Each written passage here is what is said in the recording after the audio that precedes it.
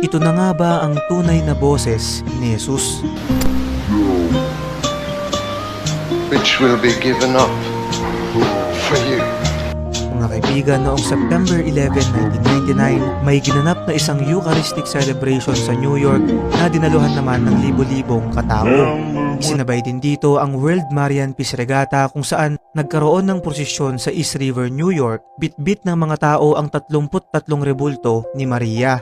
Maraming Pilipino rin ang dumalo dun sa misa na pinangunahan naman ni Father Gerard Maginti. Makikita nyo dito sa video mga kaibigan na noong nasa parte na sila ng misa na kung tawagin ay consecration, ay mapapansin na ang kakaibang ikinikilos ng pari at ang biglaan nitong pag-iba ng boses. This is my body, which will be given up for you. Umani ito ng samot-saring opinyon na nagsasabing ito raw ang tunay na boses ni Jesus na nagparamdam sa mga tao nung araw na yon dahil na rin sa malakas na pananampalataya. Ayon naman sa ilan, ito raw ay hindi totoo at sinadya lamang gawin upang pag-usapan ng mga tao noong mga panahong yun.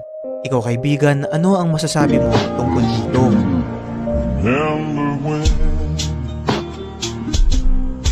I was young, so